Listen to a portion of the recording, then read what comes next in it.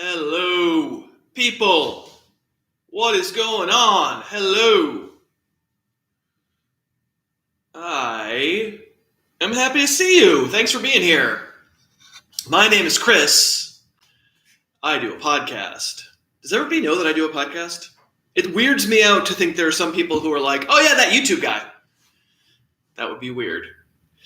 But T Soda Pop starts out by saying, just finished listening to today's podcast. Any thoughts on BJ Moore and Avante Parker? My feeling is that they are great DraftKings workers. That was funny. Even Charles Broccoli thinks Booger is terrible, says Montanga Jada. Ryan says, good to see me. Thank you, Ryan. Good to see you, too. And, hey, what's up? Nice to be here. It's a lovely, lovely day for the yacht in Los Angeles, looking out of the glorious blue after the snowstorm yesterday, the hailstorm. TJ says, hey, I saw possum water vodka. I clicked on the video. Exactly. Want a little possum water vodka right here.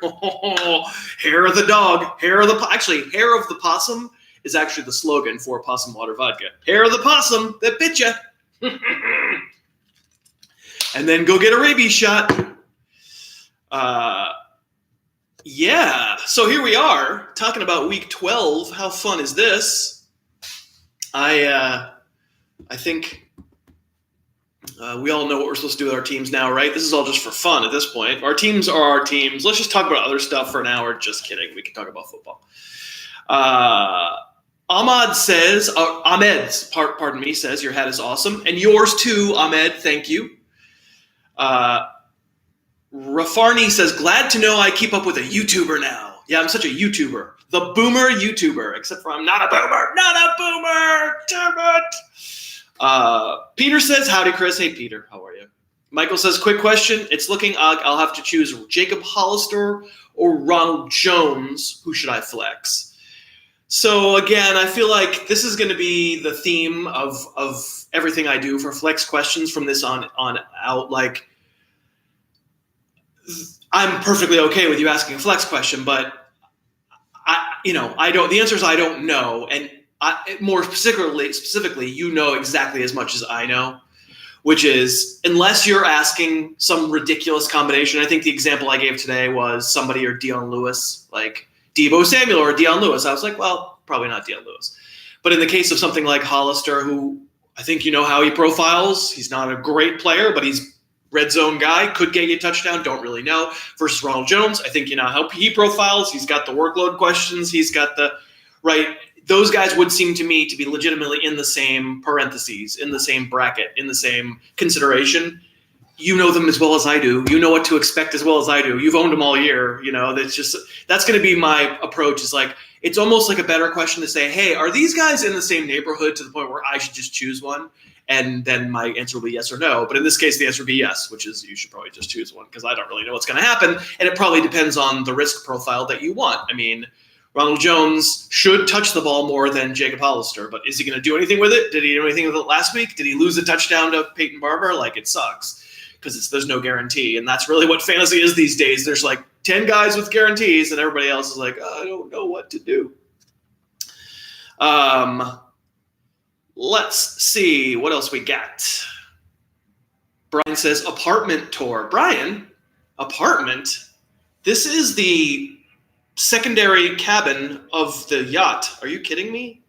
And I can't, for possum related reasons, I can't give you a full tour of the yacht. I mean, it is impressive, but just possum related security.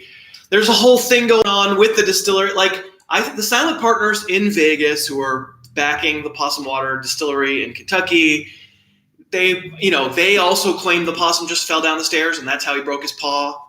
And I don't know what to believe, but I know that the possum no longer wants his domain made public. He doesn't want anybody to know where he is at any given time. Maybe related to that, maybe not. I'm going to respect his wishes. No yacht tours. I apologize to you. Let's see. Jake says, can you distribute some possum water for the Colts running back situation tonight? Should I just sprinkle vodka on the three guys and see who stays sober? That would be not a good test. So the answer is, of course, you can't legislate usage. Nobody knows how this is going to go. Jonathan Williams had good moments for sure, had really good numbers, over 100 yards rushing last week. Definitely had good moments as well. Anybody who's been keeping up with the YouTube channel knows that it's looked pretty good, but it looked pretty good in that one game. But there were a couple of runs where somebody fell down and he just ran. But he was good. He was good. He had a little – he's a bigger guy, but he had a little change of direction, a little acceleration, stuff that some folks really pushed hard when he was with Buffalo. I was never all that in love with him in Buffalo, but I can see the raw materials of him not just being a slug. But same with Jordan Wilkins, not a slug, bigger guy, has a little oomph to him, a little acceleration. I actually think they're pretty similar players, and I just can't tell you how they're going to work it, right? We're going to get to this game, and we're all going to find out together. Nyheim Hines should be involved, but, I mean, quote-unquote, Nyheim Hines involved when they've had Marlon Mack. Hines has played, but he hasn't been good for fantasy, so it's a great offensive line, and I ranked him where I ranked him, and it's just frustrating. It's frustrating, the whole thing, the whole trying to guess what coaches are going to do with all these running backs and all these wide receivers in any given week. It is frustrating. So Mark asks, Mark, you asked about Aaron Jones versus Le'Veon Bell, and this will just be the first time I say this. I'm sure I'll say it a bunch more times, but I don't have my ranks memorized. And so the best place you can go is just harrisfootball.com. You'll actually see single position ranks there. I think I might have Aaron Jones ahead of Le'Veon Bell, but, they're both good, and you can understand why people would be interested in Le'Veon Bell. Easier matchup for Bell than for Jones, but not as good a team, not as many touchdowns to be scored, not as good an offense, right? So you can understand the pros and cons of each, and you can find the ranks. Anybody who's asking a single position question rank, I know you'd like to hear it from my mouth. However, I don't have the ranks memorized. It's like 200 players. I don't have them memorized. So I could just go, I bet I had Aaron Jones higher. But to be honest, the place to find out is the thing. So, yeah. Okay. William says, how was your week, buddy? Well, thank you. It was good. My back's a little sore, but I'm all right. I'm hanging in there. I saw a movie last night. That was nice to get out. Montenga says, what temperature does Tyler Lockett's leg need to read to have a huge game this week? I don't know. Does he have Todd Gurley's leg disease? I'm probably, if he's active, he belongs to the class of wide receiver that I'm going to start and suffer with, but I grant you, I do not know what's going to happen. It is an early game, so you should have full information about whether he's active, but if he's active, I'm probably playing him. Let's see. Vada Chris says, hey, Harris, little comment. I like it because that's what I ask for. All right. 8 minutes into this thing, you know what you could do for me? You could all like the video. That's fine. But what you could really do for me that would really help even more is anybody who's watching right now who doesn't actually subscribe to the channel, boy, that helps. We're finding out that SEO-wise, search engine optimization-wise, that any video that gets a bunch of subscriptions while the live stream or while people are watching the video itself boosts people. The YouTube search engine goes, ooh, people are going to want to see this, and it gives exposure to our channel. So if you don't mind, just as we're watching right now, it would be so helpful. You get this channel for free. It's not I'm sort of working real hard on it. So our Dave Piper and Dave Hewitt work very, very hard on it too. If you could just hit the little bell and hit subscribe right now, if you're not already subscribed, it would surely help. If you want to like the video too, I'll probably extort you for some likes later, but right off the top, we have 119 people watching. I'm sure most of you subscribe, but if any of you don't, it really would help. All right. Justin says, what are your thoughts on Brandon Cooks moving forward? I mean, I don't know anything that you don't know, but my thoughts are he returns to a much more disgusting situation than he left. I mean, probably not. He returns to a much more disgusting situation than we thought the Rams would be when the season started. Who knows? Maybe the deep threat is exactly what the Rams need, and it's going to turn it around right now. But I think we all know that what's going on with the Rams is all about the offensive line, and they did a little bit better job last week, but did they really? I mean, it felt like run blocking was better because they went to a different scheme. once the Bears figured out what the scheme was, it didn't feel like it worked anymore. It was kind of a trick that feels like it didn't work anymore, and the pass protection still wasn't particularly good. So I have a hard time thinking that anybody on that offense is even Cooper Kupp. I mean, we're starting Cooper Kupp still, but I think I said in the show a couple of weeks ago, like, what if we've convinced ourselves he's some kind of exception to this rule of I'd rather not play players on bad offenses. And what if he's actually just on a bad offense? Now, he very easily could have had a touchdown last week, and then we wouldn't be having that conversation. I'm probably still using Kupp. But my thoughts with Cook are, certainly I need to see it once. We're not starting him this week. But I think he's a very good player, and he's probably trapped in something of a loveless marriage. Tilton Stream says, what if we unsubscribe and resubscribe? What does your precious algorithm say then? That's a good question. I do not know.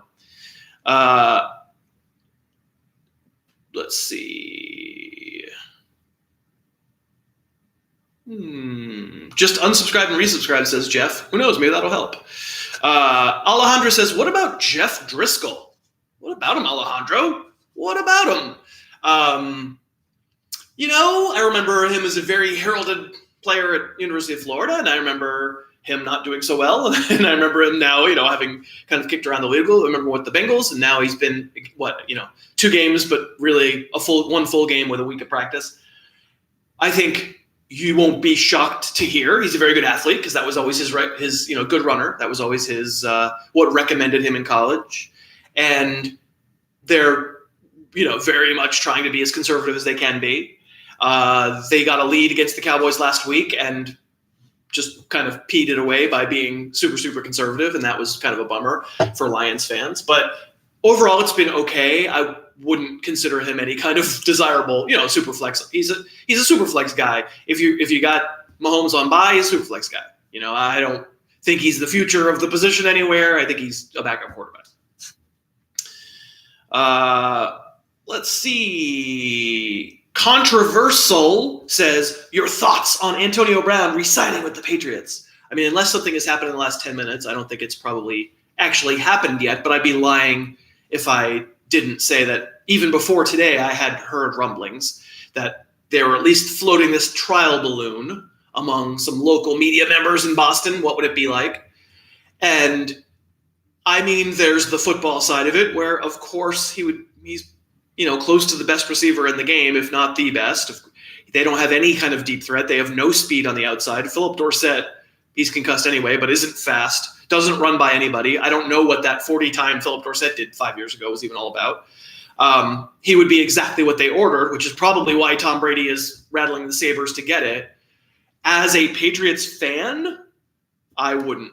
I mean, I don't care that much. If he's there, I'll root for him because it's the laundry that I root for, right? I mean, in all cases, it's the laundry that we root for. I like to pretend that I think Tom Brady is some wonderful, noble, no, he's just a guy, a stranger who I don't know, who's awesome at a game, and he wears my laundry, so I like him. If he wore your laundry, I wouldn't like him. I mean, that's what it's all about. So from one very cutthroat perspective, I'd be better for my laundry. But honestly, from a person perspective, I'm better off not being involved. It's just boring. I'm tired of Antonio Brown and his antics and the shenanigans and potentially him having done something very terrible and having that hang over the whole thing. It's all very squishy, and of course the media will make 15 times more of it than it is, to the point where I'll probably feel like, go get him, Antonio Brown, just because I'm so tired of the stories of all these sanctimonious people saying tisk, tisk, tisk. But truthfully, as a fan of the team, if I could be swayed one way or the other, I'd be let's just see if we could win without him. But in the end, I root for laundry. We all kind of do. Caleb says, thoughts on Darius Geis for the rest of the season? So I did a video on Wednesday. We did a video on Wednesday that would maybe do a better job explaining it, because then I can show you plays. I broke down almost all of the plays Geis even had. He had 9 snaps before the Washington was losing 30-something to nothing, or 7 or whatever. So I don't want to get carried away. My thoughts are, I can't tell you what the workload's going to be. Nobody can tell you what the workload's going to be. This is the whole premise of what I do. When we get midseason changes, when we get injuries, when we get players returning from injury, when we get somebody fumbled, when we get somebody mouthed off to a coach, when we get somebody benched, nobody can tell you how the coaches are we can proceed with a guess, and that's usually what we do. But in the end, of course, what matters is if at some point that team is going to turn the reins over to Geis and say, hey, dude, maybe we're not going to give you 30 touches in the game, but let's give you 15, let's give you 20, let's see what you can do. And I would be interested if that happened because I think he's good. I liked what I saw in the cameo, I guess I'd say, against the Jets. But I would understand why Washington would potentially be a little hesitant to do that because let's not get him hurt again. Let's not tear up the knee again. Let's just see him work his way, being an understudy and making a few plays, in which case I'm very much not interested because that offense isn't good and there aren't many touchdowns to be had. So I think he's worth rostering. I can't see starting him in a lot of, unless you're real desperate right now, but it could work out in his favor. By the time, who knows? I mean, they're running out of time to prove stuff to us. It's week 12, right? Week 14 is when most playoffs start. I have a league where week 13 playoff starts. I would like to know who I could start, and he isn't one of them, but I liked what I saw. Chris says, how do you feel about Marlon Mack next season? I feel really good about him. I've said lots of times on the podcast and on the YouTube channel that he's been a revelation for me. I wasn't a huge fan. I wasn't like a big negative last year. What Marlon Mack to me last year largely was outside zone, never really square your shoulders up to the line, run vaguely in the direction of the sidelines. If there's a lane, cut upfield, get a big gain, and if there's not, run out of bounds. And that's, of course, a major oversimplification. You could have sat me down in front of Game Pass last year and shown me 20 plays where he didn't do that, right? But I felt like he wasn't all that physical of a player. And this year, that really felt like it changed. I've kind of tried to show on the YouTube channel as we've gone along. I think I did it on Monday, right? Stuff where just a lot more of a baller, just a lot tougher, a lot more willing to take hits, initiate contact. I really like him. Hard to say so much will change, so I can't say, and I'm positive he's an RB1, but he's in the conversation. I like him a lot. It's a really good offensive line, too. I like him a lot. Michael says Luka Doncic the rest of the season, and the best part about this is I knew how to say that last name. Andy Behrens is somewhere very, very thrilled and excited. Let's see. What do we got? Are we going to get a guitar lick today, Mr. Rogers? I don't know how I get the Mr. Rogers. Do I look like Mr. Rogers? Does Mr. Rogers play a lot of guitar? I do have the guitar here. That is where I keep it. We'll see, possibly. Is Robert Woods droppable? Because I dropped him already. What does it matter if I say he's droppable? I mean, in most leagues, no. But in your league, maybe. I mean, we just don't know what the deal is with him.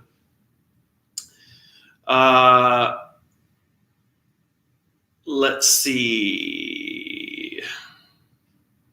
What else do I have? Jake says, how much of a mirage is the Falcons' defense the last 2 weeks? That's a really good question. And I think it is a legitimately football question. If you had plopped me down, in other words, it's not a stat question. That's a legitimate, what are you seeing? Is this real? If you had plopped me down, I thought the Falcons defense, getting all those guys back healthy from last year when they were so banged up and it was such a mess. If you'd plopped me down without seeing the first 9 weeks of the season in week 10 against New Orleans and shown me that, and then let me keep watching to week 11 against the Panthers and shown me that, I would have said, that seems about right. Sure, that seems about right. Now, I also probably would have been like, where's Keanu Neal? I would have wondered where some of the people were. But I had hopes for that defense to start the season, and the fact that it was as bad as it was, and it was so bad, felt like a reason Dan Quinn needed to go and get out of Dodge, right? He's the defensive guy. He's got all these draft picks. He's got all these guys who we think are really talented, and they're blowing assignments, and it's just, it's a total mess. And yet, how do you answer the question? You get 8 games of playing like that, and then 2 games of looking like you're supposed to look. I would play him against, for fantasy purposes, I would play him against Jameis this week because Jameis is going to throw 4 interceptions, right? But it would be hard for me to go, and that's the day I knew the Falcons had a world-class defense because just doesn't seem like you typically turn it on and off. That there's probably some circumstance. The Saints had missed a couple of field goals in that game. The Panthers aren't. Kyle Allen was just so bad. So you could probably circumstantial evidence your way into. But I think they should never have been as bad as they were. So maybe I could say they're kind of as good as they've looked.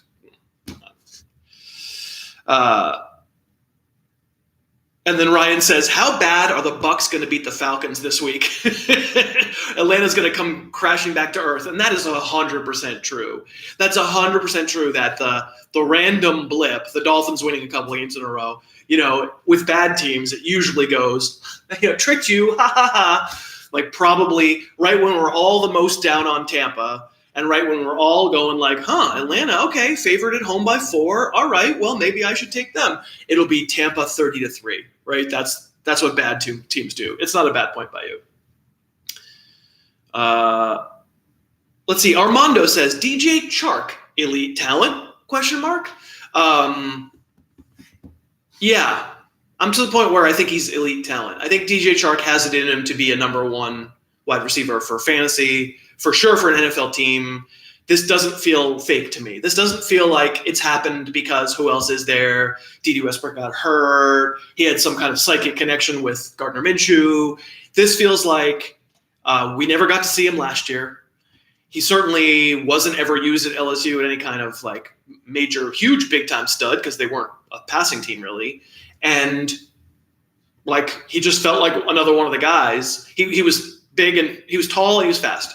And I felt like I didn't really have a handle on he was going to have incredible ball skills or body control or anything like that. But right away, from the very beginning of the season, hopefully you guys have been listening to the podcast and watching on YouTube because I really have been like, wow, this is not fake. This is not Robbie Anderson. This is not Marvin Jones, his one big year. This is actually somebody who is bigger than everybody and faster than most of them and catches it when you throw it near him and is a baller. And like, I think he's legit. I would hesitate to call, I said today on the podcast, he could be better than Kenny Golladay eventually. And I love Kenny Golladay, as many of you know, but Chark could be better because he's got 4.4 speed. He can get open in the faster you are, if you're big, the more ways you can get open. DK Metcalf doesn't have the acceleration really, but once he gets going, he's got more ways he can beat you, but he doesn't really run routes. Chark, better lateral quickness. Like Chark could be a real stud. Now, usually these real studs need a quarterback, and I don't know that I trust Nick Foles at all, and I don't know that I even trust Gardner Minshew at all. But things change enough year to year where I go, I'm pretty interested in DJ Chark. Let's see. Philip says, is Dak Prescott the best passer the Patriots will have faced this season? I'm running through who they've played.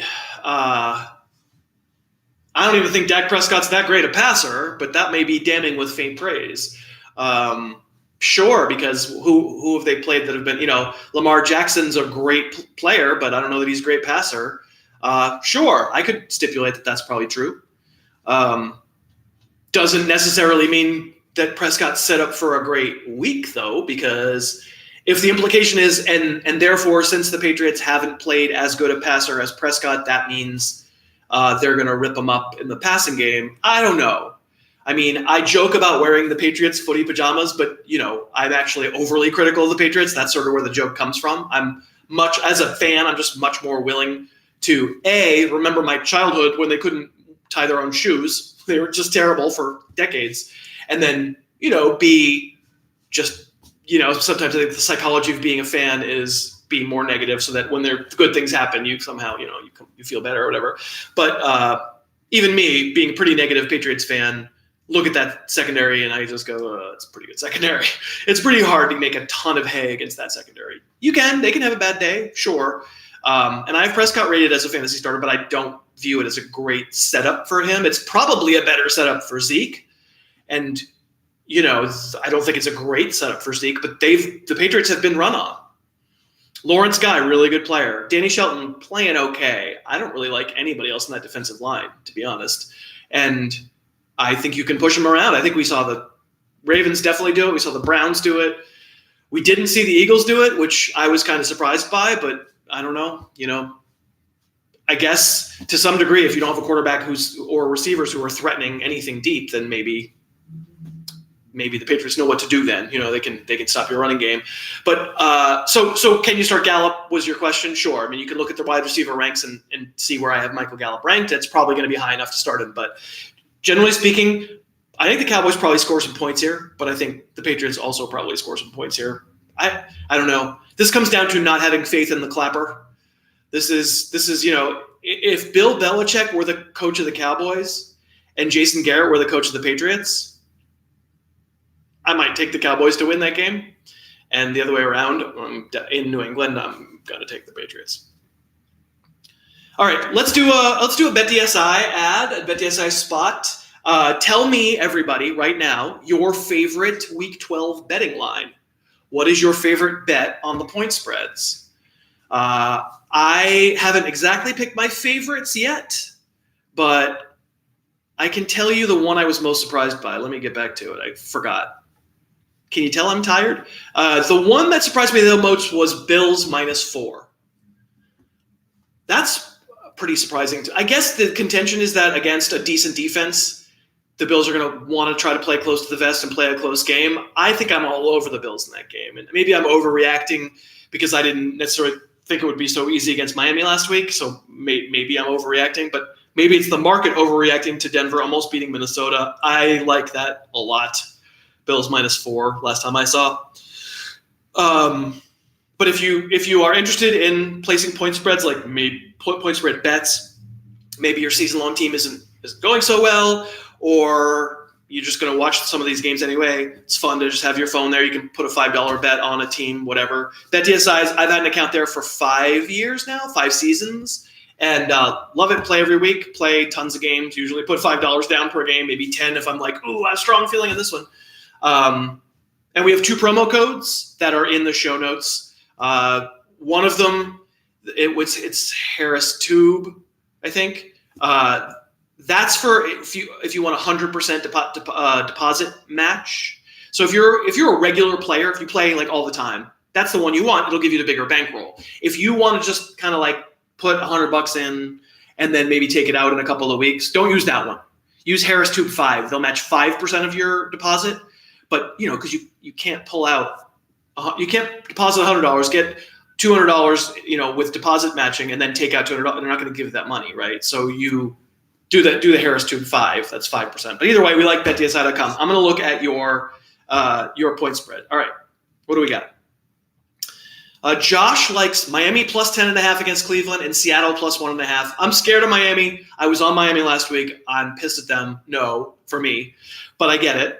Because Cleveland, who are they? But Seattle, yeah, I think Seattle should be favored in that game against Philly. I'm with you on that one.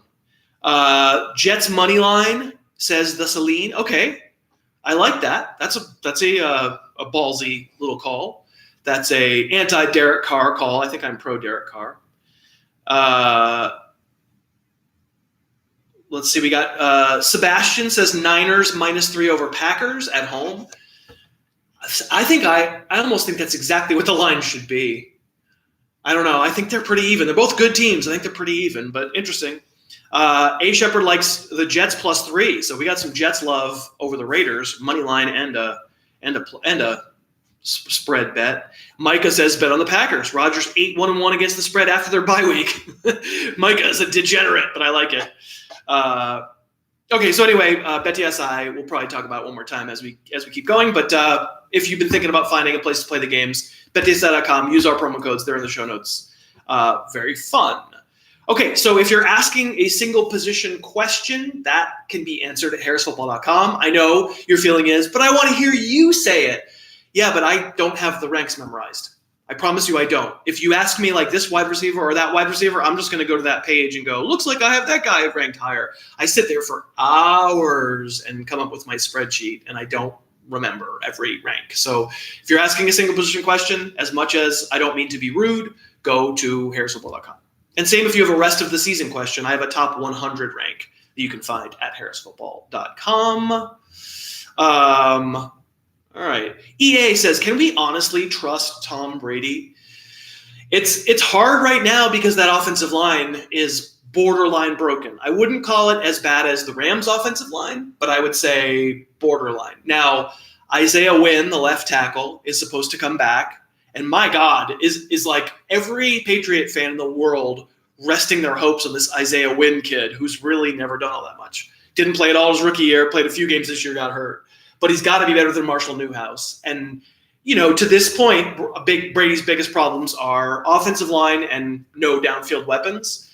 I think he can get by without the downfield weapons. If he has enough time to not have to feel like he's going to get caved in on the backside, then I think he'll be okay. And for fantasy purposes, he's a QB1. I think he's a low-level QB1. It's kind of where I've had him all year.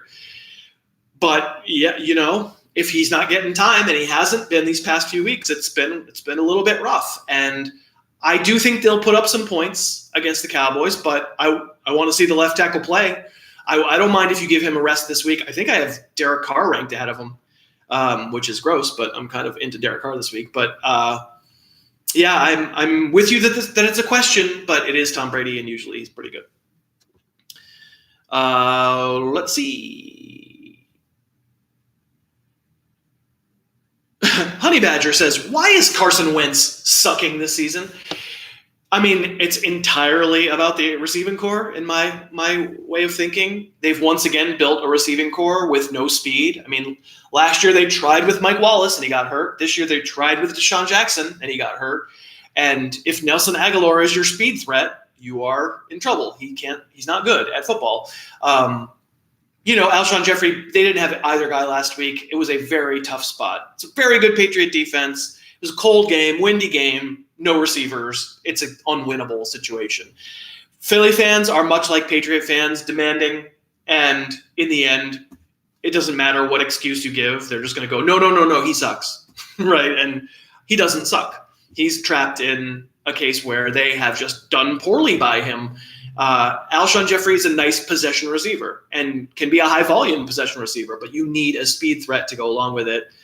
And, of course, now the tackles are all hurt. That's not good either. But Carson Wentz has proved enough to me. He has a great arm. He sees the defense fine. He's very good. It's just a matter of the cast has been crummy. It's not a very good team. People have been telling me all year, wait for the Eagles, and they might. Cowboys aren't good. Cowboys are better, I think. But, the Eagles could come on. They could come on and make the playoffs. I don't think they're that good. People were making them Super Bowl favorites in the NFC. I was like, I don't see it. And yeah, I feel like that opinion has sort of been borne out. Let's see. I liked this question. Jeff says, maybe the last video before many of our trade deadlines. Any thoughts or pep talks? So trade deadlines. Yeah, I mean, I have 2 leagues where the trade deadline is today. I made a couple of trades I can talk about. And then I did the trade deadline special on the podcast and the YouTube show last Friday because there were also a lot of trade deadlines last week. And I felt like if I was going to do it once, I should do it before everybody's deadline. But I don't think anybody who I suggested you trade for in those shows is now untradeable for. I mean, T.Y. Hilton sounds like he's going to play tonight. He was my preferred wide receiver. Aaron Rodgers, now he's through his bye. He was my preferred quarterback. Josh Jacobs was my preferred running back. And he had another good week, so you go, okay, well, now I'm paying even more. But I'm still positive on those 3 guys. And the schedules that I talked about for 14, 15, 16 in the YouTube show, you can have a look at that. And that's a feeling for who might have some good schedules. I'm not a big believer in looking a month down the road for schedules, but maybe. My feeling is make trades. My pep talk is take a shot. Don't feel like you have to just dominate every single trade, that you can actually have a trade that makes sense for both teams. And if you're acquiring a player you really like, then don't feel like you have to crush the other person. But it's fun to make trades. So I'll tell you what I mean, the 2 leagues that I'm paying the most attention to are one's like Super Dynasty and one's like a kind of very basic keeper. But in both cases, the trades that happen around this time of year are mostly haves versus have-nots. Somebody trading away assets that they aren't going to keep or that are very expensive to keep in order to get some future asset, whether it's a cheap player as a keeper or maybe it's a draft pick. So people listen to the podcast hear me talk about Large, which is around since 1998. That's Craig Clark is in it, and Jim McCormick's now in it, and Rhett Miller is now in it from Old 97s. So in that league, I mean, I'm gonna maybe be the top seed in my conference. It's a pretty good team. I just traded a second-round pick next year. Ugh, that hurts to say. For Zeke Elliott, I went for it. I had already about a month ago traded a fourth-round pick for George Kittle, and there's other stuff involved, but that's basically the gist of it. And then, the idea is basically I'm going for it. It's going to suck next year because I'm not going to have a second and I'm not going to have a fourth. It's a 16-team league. It is brutal not to have a second. And if you're not going to have a second, it's brutal not to have a fourth. But I got a chance. I probably don't have the best team, but I have a chance. And then in La Liga, which a lot of people, you also hear me talk about that one, that's the Super Dynasty with just ridiculous arcane rules. And about a month ago, I traded some low-cost guys because it's very much a dynasty league, so you're owning guys for 8 years or something. Some low-cost guys for Michael Thomas, who's not keepable, so it's a rental of Michael Thomas for some low-cost. I'm all about keeper/dynasty for that reason, because then you get teams that are out of it but can still make trades that help them in the future. And then and then if you want to go for it, you can go for it. Let's get some likes. We have 138 people watching. 79 people liked it. That doesn't seem like enough. We should be able to get to like 115. There are some people who are just stubborn, let's face it. But we'll get to 115, I bet you. I bet you we can. I bet you we can. If you don't know how to like that, just close the text chat. You'll see a like button. Do it. We're at 87. Possum water vodka. Delicious.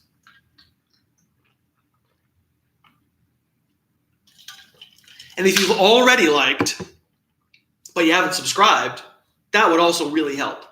If you subscribe, if this video gets like 20 new subscribes based on 1 hour of video, it's going to really help us on search engine. And that, I would really love that. It would help. We're at 102 on the likes. We're at 106 on the likes. I'm a little lagged behind you. You've already done the work. Or you're a little lagged behind me saying the work, whatever. 106. So now you're sitting there right now saying, it doesn't have to be me. I don't have to do it. Someone else is going to do it. Well, maybe not. Maybe I'm just going to sit here for another 23 minutes. So why don't you just like it? 106. We're stuck on 106. 107? That's not very good. This is unimpressive performance. Got to get to 115. 109. Got to get to 115. 109. Still on 109. It's not so good, guy. 111. Come on, you. I see you sitting there going, come on, dude, talk. I don't want to like it. You got to like it. Like it. Like it. 113. We unliked it. We got down to 111. No, I'm unliking your damn video. I liked it. Now I don't. 113. And we're going to do it. Oh, 112. It's going backwards. You're being held hostage. 114. Man, stubborn group today. We usually are way better than this. This is stubborn. It's 117. We did it. We did it.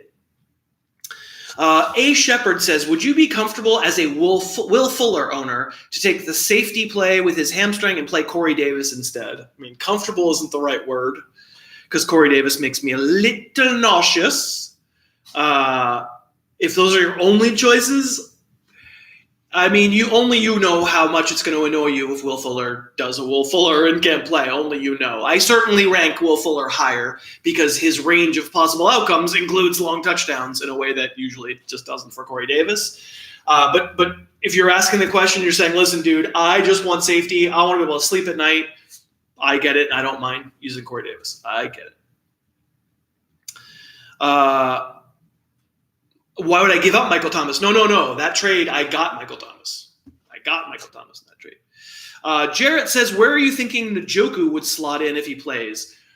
Sight unseen, it would be hard for me to go. And now he was tight end 5 immediately. You know, sight unseen, if he's active for this game against Miami, 12, maybe something like that. I don't think any higher than that until I actually see it.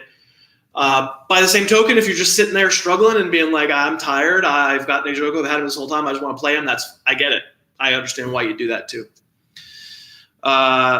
Scott says, can't find the like button on mobile. Yeah, on mobile, I think you have to close the text chat and then the like button will pop up.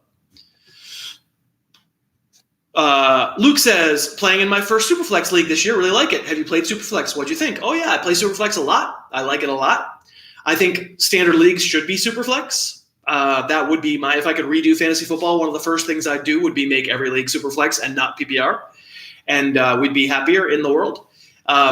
Quarterback isn't scarce enough. It's stupid that the most important position, not just in football, but in sports, everybody like me is like, no. Wait until the 8th round. Just take your quarterback then. That's stupid, right? That's not the way it should be. We should people saying, no, legitimately, Pat Mahomes, first-round pick. He's that good. That's what we should be saying, but we don't because the way this dumb game is, there's so many quarterbacks who are usable that you don't have to reach for Pat Mahomes. But 100% love Superflex. Love it. Let's see. Josh says, how do you keep this channel rolling during the off season to make the YouTube gods happy? We kind of don't. The YouTube gods get unhappy with us for a while. There just isn't enough content. The Daves and I haven't really talked about what the off season will be for this channel, but as far as I'm concerned, I need a nap after the season. So usually it's not going to be a lot of me, but there's a chance that we find the next great football YouTuber as a person who could be on camera and do some of what I'm doing on the channel. Never would rule that out as a possibility. Dave Hewitt, Dave Piper in charge of that effort, but it's possible. So maybe we'll have some more off-season content.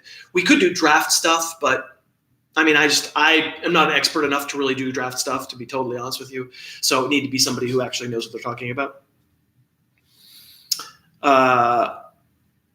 Let's see.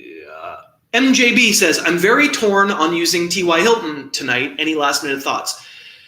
The thought is that you're right to feel circumspect, as it were. You're right to be nervous about it because nobody knows except his calf. Nobody knows but the team. They're not going to tell us. If he's active in most situations, I think I'd probably play him. But if you're super risk averse, if you've had a solution that's been working okay, and you just want to see it for a week, it's fine. I completely get it. Because, of course, is there a chance that he David Johnson's you, he Amari Cooper's you, he Emmanuel Sanders is you? Of course. Absolutely there is. There's a chance he gets out there and he runs one route and he's like, "Doh!" and you get stuck holding the bag. It's possible. Of course, nobody knows that. Nobody knows one way or the other. There's no way to know it until he's out there running around. I tend to be more risk embracing, so I'll probably start him. But if you don't, I get it. I get it. The Celine says, swab the deck of the yacht. The deck is pretty clean. We're not on deck. This is one of the cabins of the yacht. Tim says, where to Possum? Stop stonewalling like NFL PR. Where is he? He's here, isn't he? Where? You guys don't see him over there? He's just off camera. He's just off camera.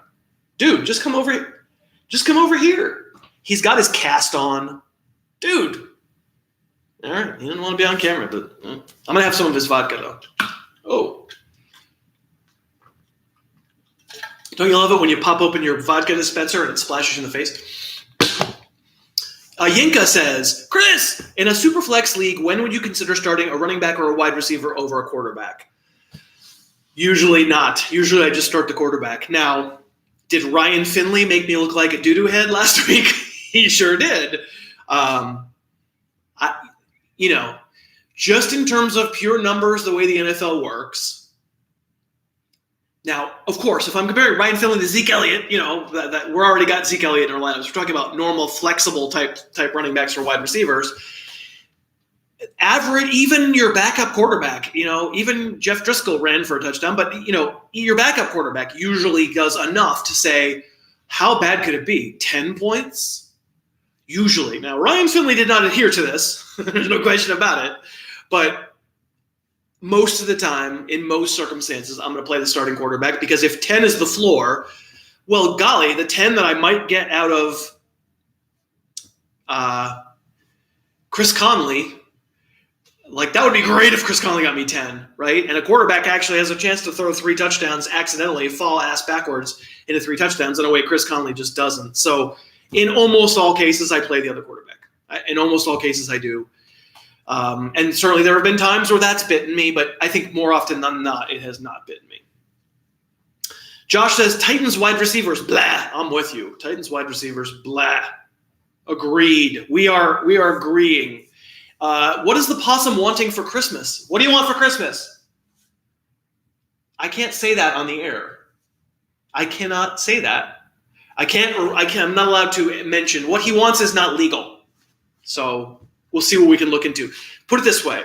So his financiers are in Vegas, and there are some things in Vegas that are legal, other places. I'm not talking about gambling.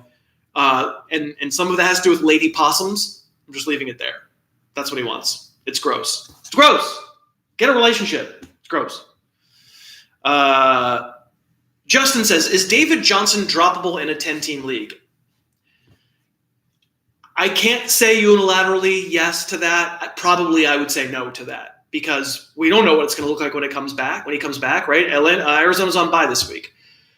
We don't know. We don't know his health. This is all about health, right? Is anybody out there thinking that David Johnson got terrible at football all of a sudden? I mean, it seems like the likelier scenario is that he comes back and it is annoying, but they keep dressing him for games. So maybe he's just being really tough and they're going to say, sorry, he needs surgery. And then obviously you're dropping him. But isn't there a world where he's some facsimile of David Johnson again by the time we get to week 14 or 15? I would tend to think that superstars who we drafted borderline first round, I'm probably not dropping. But again, it's hard to be unilateral because there could be a league where you're fine. It could be a league where you cannot possibly picture ever using David Johnson or trusting him to the point where you could use him in a playoff game. But what are you dropping him for? Another player who you probably can't trust for a playoff game, probably. So I would typically say no. Let's see. Sam says, if Beckham stinks this Sunday against Miami, should I bench him for the rest of the year? How much longer will we say maybe next time? Well, has he stunk? I mean, you're mad that he isn't getting in the end zone. It's frustrating, but he hasn't been ungodly bad every single week. I grant you, he was listed as a trade target for me mid-season, right? And that hasn't worked out for sure. It's hard to ever look at one game and say, okay, this is the one. And if he doesn't do it this week, that means I know he's not going to do it the rest of the year. For a receiver, it's just so much about, everything that's outside of his control. I say again, my philosophy on this stuff is, did Odell Beckham get bad at football? Did he forget how to play? Is chemistry such a thing, and the chemistry between Baker Mayfield and Odell Beckham so negative, or is Baker Mayfield so programmed to never throw it in the direction of where there's a safety? Somebody said that on a podcast this week, and I don't think that's true. I don't know. I just think stuff has happened. Listen, it's a better matchup. You know Xavier Howard. You would expect him to do good. You would expect to start him. We'll reconvene. It depends maybe on what it looks like. But no, I doubt there's a world where I'm ever going to say Odell Beckham healthy and active, wide receiver 40. I don't think that's the way I roll. But you're allowed to. If you're frustrated, if you're done with them, you're allowed to for sure. Michael says, life question. The NFL is one of the most cynical and depressing organizations in sports. Why can't I stop watching? Well, I mean, cynical and depressing organizations in sports? I don't think that's true necessarily. They all suck. I mean, what's the NBA been like this year with China? It's just like, we're this really progressive league. Oops, no, we're not. I don't know. I think they're all kind of crappy. The baseball with the Astros, I mean, I think what we're learning is that businesses are awful. That's kind of, left unchecked, businesses wreck the world. Pardon me for sounding like, people are probably not liking what I sound like right now, but the problem is that the profit motive is not equal to the human motive, and frankly, these people don't care about the humans who are in their uniforms or the humans who watch their games, and that is to be expected. So I don't know. I feel like if you can show me the pastime that doesn't dip its toe in the water of utter cynicism, I'll probably jump in with both feet. But I feel like if you're going to like something, I really love Marvel movies. Oh, you want to talk about who finances those, and you want to talk about the kinds of political causes that get supported by that company? I don't know. It feels like any big thing we can poke holes in. I'm with you that I am as critical of the league as anybody. I'm terribly, terribly critical of the league, but I just don't know that there's a lot of alternatives out there. You kind of, you're trying to find joy in life, and there are, other than the things that you can touch that are right in front of you, your family, your friends, the stuff that you can personally do yourself, you're always going to make some level of compromise, and it's different for every person. And there's some people who I know who've just quit watching, and that's okay too. If you're to the point where, you're not, but if someone's to the point where they're quit watching, I get that too. But somebody, if somebody's making a buck off of somebody else, somebody's suffering. That's all I can say. That's sort of the lesson of history to me. As the listenership just went down for like 200 to 5. Let's see. Yeah, Luke says, what about FIFA? What about the Olympic Committee? Right, yeah, exactly. Connor goes, Bernie 2020. I wasn't meaning to make a personal statement, a political statement there. Let's see. EJ says, is the AJ Green experiment over? Is he droppable in a 12-team league?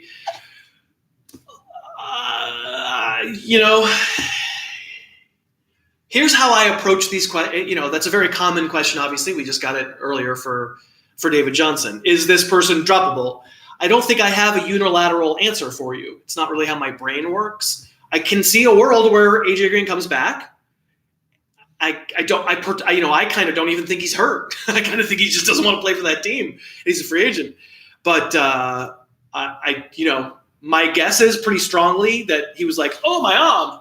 He's like, I'm good. I can't play. But maybe he's really hurt. Maybe he comes back in a few weeks. It's possible. I don't know how to answer the question. It depends on who else. Like, what are you trying to add? Do you just want to drop him out of spite? Go ahead, drop him out of spite. Like, what in a 12-team league, if it's a competitive league, what are you really adding? And is it something that you're going to be going to use? Like, especially with the bye weeks over, I just don't see it. Maybe you want to do it for a running back handcuff. And okay, I get that. And then you're making your bet. You're going, I'm making a bet that AJ Green isn't coming back. And frankly, I would make that bet too. I don't think he's coming back. I've told people have been asking me, is Antonio Brown droppable for 2-3 months now? And I'm like, I don't know, because if he comes back, you're going to be mad. You want him, right? And now we have this word that maybe he's trying to pave his way back in. I still don't think it happens, but maybe. And I can't tell you unilaterally that I'm positive AJ Green has no value the rest of the year. Antonio Brown has no value the rest of the year. David Johnson has no value the rest of the year. And if they wind up in situations where they're playing again, they're going to have a hell of a lot more value than anybody you're going to be dropping them for right now. But odds are dropping them is probably safe. You kind of have to make the call from there. Hey, before we go, let's talk about BetDSI one more time. There's probably a new crew of people watching. Tell me your favorite point spread bet of the week. Tell me what you like point spread wise best for week 12, and I will read a few of your answers. As I said earlier, I think I'm on Buffalo -4 the most against the Broncos. It just seems like a hinky, weird line to me. I would have expected 7. I would have expected, like, on a neutral field, aren't the Bills like 4 points better than Brandon Allen? I would have thought, but I guess Vegas doesn't think so. If you've been thinking about trying to find a place to play the games, go to betdsi.com. You have the little website. It's a mobile-friendly website on your phone. You just watch the game. You go, oh, cool. It's Rams, Ravens. I bet the Ravens are going to cover. Boom. Okay, now I can root. It just makes it more fun to root. BetDSI, I've had an account there for 5 years, 5 seasons. They're a good sponsor, but frankly, if they weren't going to sponsor tomorrow, it would still be my sports book because I've had an account there. I'm just used to it. It's good, really good, works. We have a couple of promo codes where you can get a nice little deal. You can check the show notes and find out what those codes are. But somebody, start up a betdsi.com account. All right, I want to see. Yeah, Zach says Broncos +4, exact opposite of me. We got San Francisco -3, says Luke, against Green Bay. Someone else said that one earlier, and I feel like I think that line is about right, but maybe not. Maybe, yeah. Yuya says sports betting is illegal in my state. Harris, don't enable me. It's illegal most places. BetDSI works. It's offshore. You'll be all right. I am enabling you, though. It's true. Do I have any other people here? Ryan says, what podcast do I have to download to understand the origins of the possum? God. You probably actually could just download this Wednesday, because I think we talked about it with Barron's enough about how it has like a little brief moment, but I think I mentioned it. Zach likes Seahawks plus 1.5. I do too. I'm on that one. I agree. But anyway, betdsi.com. Start up an account if you like. If you fund it, they'll match some of your deposit. If you play a lot and you're going to keep playing, do the promo code like Harris Tube, and they'll match 100%. So you have twice the bankroll. But you have to play a bunch in order to earn that money from your fake account into your actual cash account to be able to withdraw it. If you think you might just want to withdraw right away, do Harris Tube 5. They'll match 5%, but you won't have big rollover requirements to cash out. You'll be able to cash out just in a month or whatever you want to. Zach says Titans -3. Again, I think I'm probably on Titans there too. I agree with that. Austin says, do you think Darrell Williams is a must-add? He might be the bell cow for Kansas City. He might be. I think there is not a bell cow for Kansas City. I think we're waiting for something that hasn't happened yet and probably isn't going to happen. Now, clearly the Chiefs' bye came along at the perfect moment for LaShawn McCoy to get over a concussion and Damian Williams maybe to get over a rib injury. I haven't heard anything about his rib injury. My guess is McCoy would be back. If both of them were hurt, sure, Darrell Williams would be worth quite a bit, and Darwin Thompson might finally get a chance. But so as a speculative, let's see, maybe you could hold on to Darrell Williams for a week and just see. But a must-add, I would tend to think not. I think I had him number 3 in the end in my waiver stuff for the week. He was the third, number 3 behind Jonathan Williams, Bo Scarborough, would have been who I would have added first.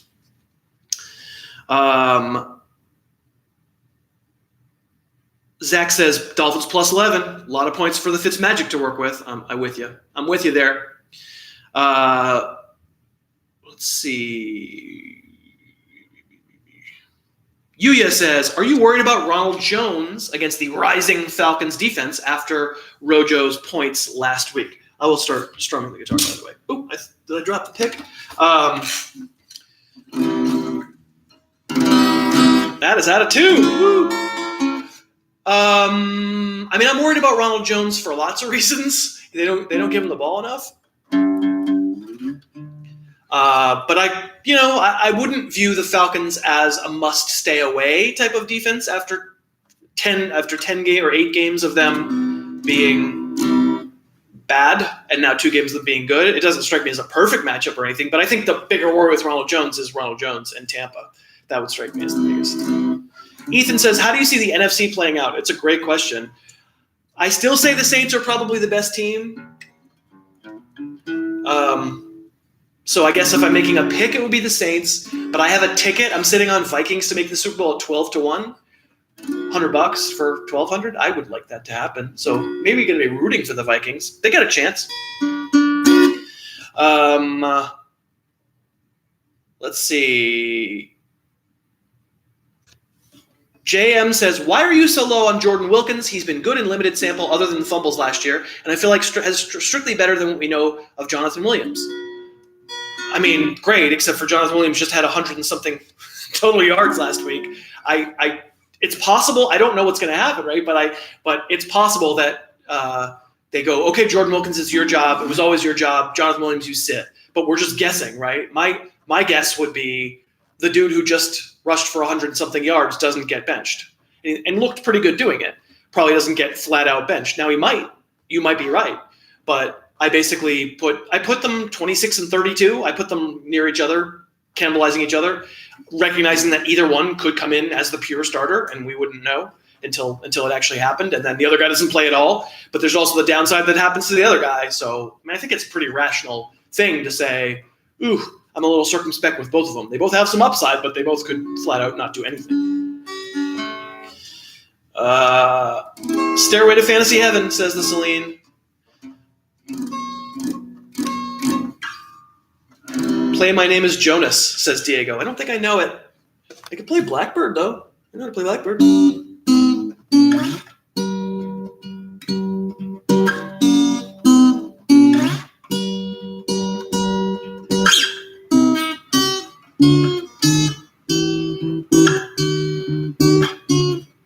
with my out-of-tune guitar.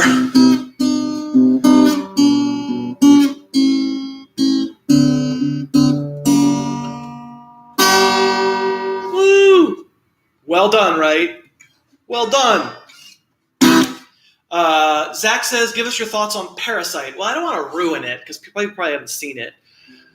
I didn't love Parasite. I admire a lot of things about it. I didn't really connect that much with it, and so the end didn't really do anything for me. There's a twist. There's a turn that it takes about 2/3 of the way through that I thought was a little silly. Aryun says, thoughts on James White? I don't know. You kind of know what James White is. You don't need my thoughts. The Patriots are going to mess around with us in any given week. We just don't know. I mean, my thoughts are that last year they burned him out, right? And this year they're probably trying not to burn him out, so they have him in the playoffs. They didn't have him last year. They got him hurt. But could this be a game where they decide, let's go all James White? I mean, I have felt like there's been some James White missing from that game plan.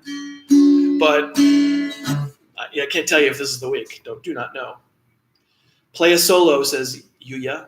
I think I just did. Can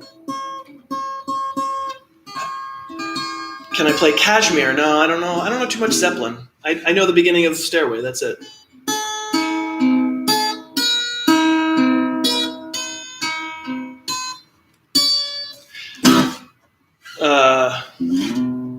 Lance said, I watched the first 2 episodes of The Mandalorian. I did. I thought they were fun. They're fine. Lauren says, how do you rank Dante if active? I'm not sure who Dante is. Which Dante are we talking about? Dante Pettis? I wouldn't rank him. Oh, Deontay Johnson. Deontay Johnson. Yeah, there's man, don't play Deontay. Jeez, he was bleeding from his ear, for God's sake. Don't play. It would be dumb to play. I kind of think in the end, sanity is going to prevail. I think I would probably still have James Washington ahead of him because I'd just be worried for his life. But he'd register. He's a deep threat. As a player, I like him better than James Washington.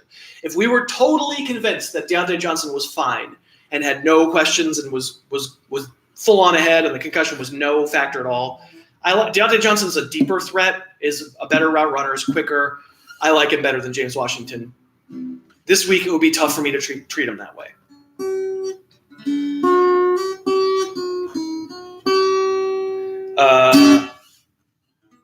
Connor says, do you play any fantasy sports other than football? Not anymore. Played baseball for years and years and years, kind of fell out of love with baseball. And the moment I stopped covering it for ESPN, I stopped playing fantasy baseball.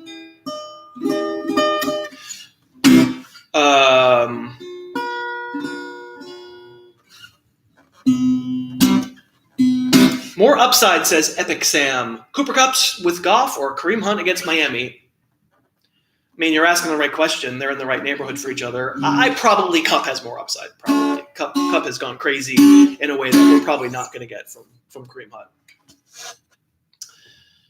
Let's see.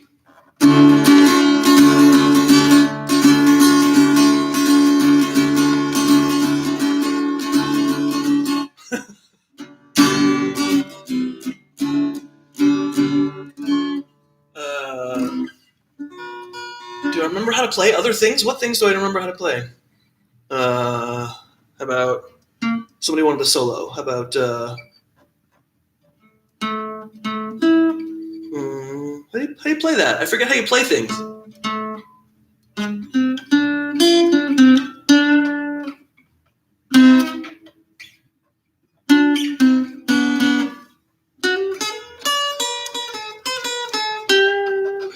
All right. The Celine says, Chris, would you take an acting part in Ford versus Ferrari Part 2? Probably I would. I'm not really an actor. No, that would be bad.